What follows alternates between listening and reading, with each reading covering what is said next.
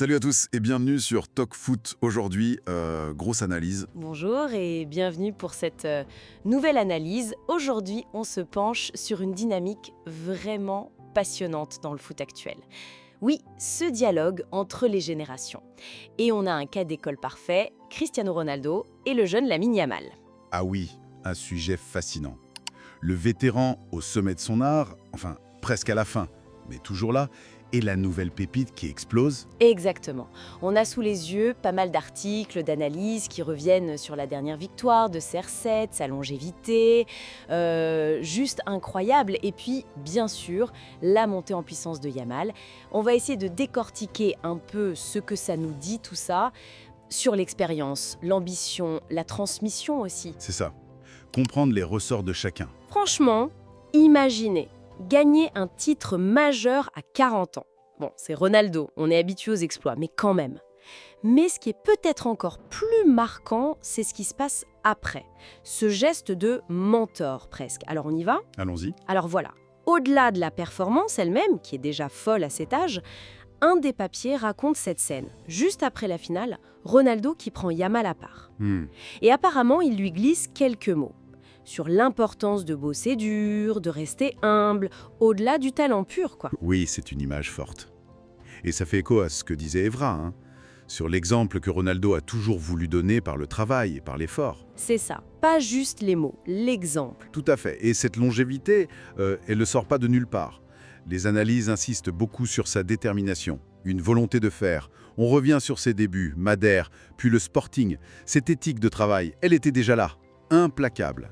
Une machine, dès le début en fait. C'est un peu ça, oui. Cette fameuse mentalité de croissance, la conviction que le travail paie toujours, et son perfectionnisme, l'alimentation, l'entraînement, tout est millimétré. C'est obsessionnel presque. Sir Alex Ferguson le disait bien. Son désir d'être le meilleur est incroyable. Ça résume assez bien le personnage, je crois. Et cette mentalité, d'après les sources, est-ce que c'est inné chez lui ou c'est quelque chose qu'il a forgé consciemment ? Les récits suggèrent un mélange. Une volonté de base, immense, c'est sûr. Mais aussi une discipline qu'il a constamment affinée, travaillée, au contact du très haut niveau. C'est cette constance qui frappe. Et bon, les chiffres parlent d'eux-mêmes.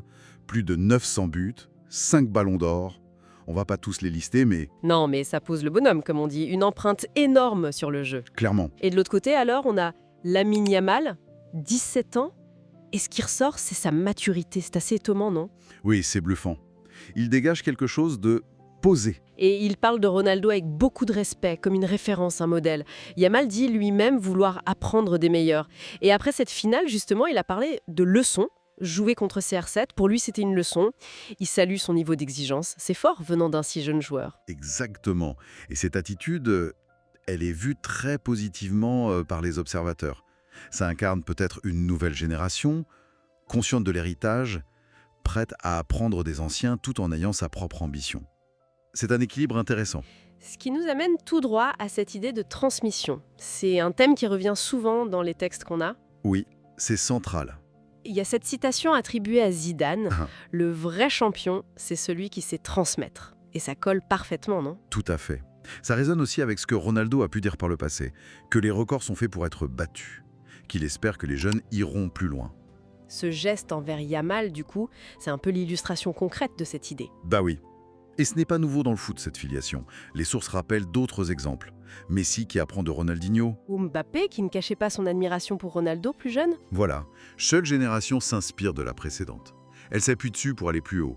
C'est un moteur essentiel de l'évolution du sport. Donc au final, ce face-à-face Ronaldo-Yamal, c'est bien plus qu'un match, c'est un symbole. Ça met en lumière des valeurs importantes, la persévérance, le respect, et puis ce rôle crucial de la transmission, pour viser l'excellence. Absolument. Et ça ouvre une réflexion intéressante pour la suite, je trouve.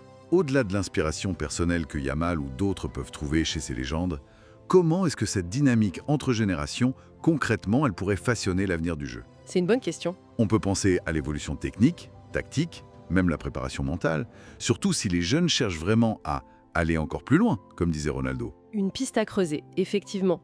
Matière à réflexion pour tout le monde. Exactement. Merci beaucoup pour cet échange passionnant. Merci à vous. Et pour ceux qui nous écoutent, n'hésitez pas à nous suivre pour d'autres analyses et débats sur le monde du football. Il y a toujours des choses passionnantes à décortiquer. C'est tout pour nous aujourd'hui sur TalkFoot. Mais attention, hein, restez connectés. Hein. Suivez-nous partout, abonnez-vous parce que, franchement, il y a des meilleures choses qui arrivent. Du très très lourd en préparation, vous allez voir. Talk, food, talk, food, talk, food.